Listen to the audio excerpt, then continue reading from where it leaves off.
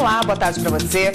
O Supremo Tribunal Federal abre daqui a pouco o ano judiciário de 2017. Vamos falar ao vivo com a repórter Carolina Chaves, que tem os detalhes. Boa tarde, Carolina. Boa tarde, Érica. Boa tarde a todos. Olha, um dos recursos foi apresentado pelo município Alecrim, no Rio Grande do Sul, pedindo a inconstitucionalidade da lei municipal que concede o pagamento de gratificação de férias, 13º e também verba de representação a prefeito e vice-prefeito. Isso, segundo o autor da ação, isso fere a Constituição Federal, que proíbe o acréscimo de gratificação para detentor de mandato eletivo.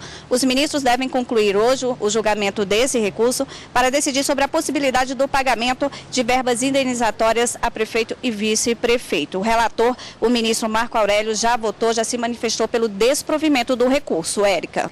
Como você já viu no início dessa edição, o Supremo Tribunal Federal abre hoje o ano judiciário de 2017. Às 2h da tarde começa a sessão plenária. E para falar sobre esse assunto, está aqui no estúdio a consultora jurídica da TV Justiça, Karina Zucolotto. Boa tarde, Karina. Boa tarde, Érica. Bem-vinda de volta, nessa abertura de ano judiciário. Qual a expectativa para essa sessão do Supremo que abre o ano judiciário de 2017? Com essa sessão, normalmente essa primeira sessão plenária do ano, com essa abertura do ano judiciário, ela se caracteriza por uma sessão solene e não jurisdicional, ou seja, é uma sessão em que inauguram os trabalhos no Supremo Tribunal Federal, normalmente no 1º de fevereiro, mas como coincide com uma quarta-feira, dia de sessões plenárias ordinárias, durante o ano, haverá sim julgamento de pelo menos 3 processos que foram elencados na pauta de julgamentos. Então, hoje nós teremos a inauguração, mas com essa característica de uma sessão também jurisdicional.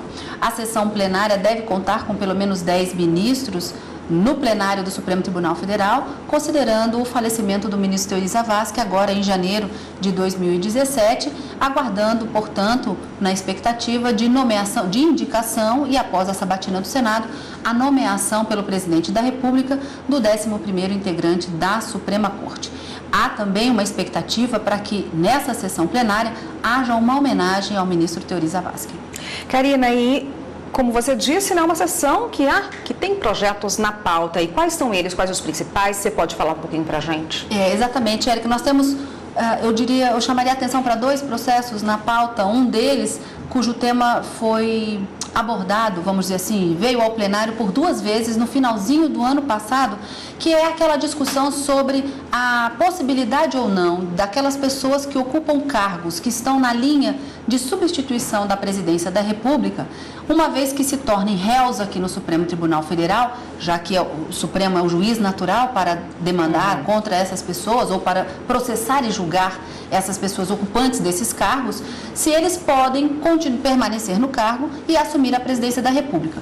O processo começa com uma ADPF proposta na época para a retirada do Eduardo Cunha, que era presidente da Câmara dos Deputados, mas que depois acabou sendo cassado, inclusive, e a discussão retomou com relação a Renan Calheiros, presidente do Senado da República, quando o Supremo também recebeu a ação penal contra ele. Então, houve já uma discussão acerca desse tema e hoje, para a pauta do plenário, há uma possibilidade de retomada de julgamento do mérito dessa ADPF, o que eu acredito que as discussões não sejam tão prolongadas em razão desse tema ter sido amplamente discutido no ano passado. No ano passado, em uma liminar na verdade, ela foi referendada em parte, que o ministro Marco Aurélio entendia que réus ocupantes desses cargos da linha de substituição da presidência não podem ocupar o cargo de presidente da República em caráter temporário. O plenário, por maioria, decidiu que, não obstante houvesse essa proibição, a Constituição não proibia que ele permanecesse no cargo. Então, talvez essa deva ser a solução nessa ADPF, que deve ser retomada com o voto vista do ministro Dias Toffoli, embora uma maioria já havia sido formada nesse sentido de impossibilidade de assumir o cargo.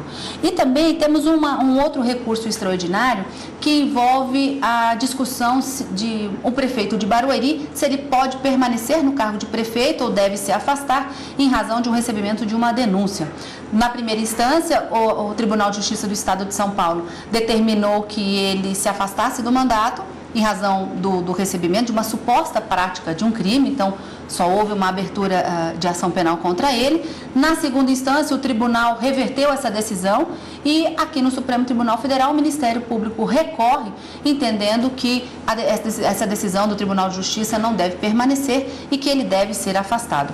O prefeito se defende nesse recurso extraordinário, trazendo informações de que a jurisprudência do Supremo entende ser, em caso semelhante, absolutamente ilegal esse afastamento, já que não existe uma sentença penal condenatória, apenas indícios, ou pelo menos elementos de prova elementos de prova para o recebimento da denúncia, né, que teria cometido supostamente os crimes apurados e que isso não seria suficiente para afastá-lo. O julgamento já foi iniciado, 3 ministros votaram pelo provimento desse recurso do Ministério Público, o ministro Ricardo Lewandowski pelo desprovimento e manutenção do prefeito no cargo. Deve ser retomado então com o voto do ministro Luiz Fux, caso esse recurso extraordinário seja apregoado na sessão plenária desta quarta. Tá ótimo, Karina. Obrigada pela sua participação e a gente se encontra aí durante o ano judiciário aqui na bancada do Jornal do Justiça. Com certeza, até mais. Obrigada.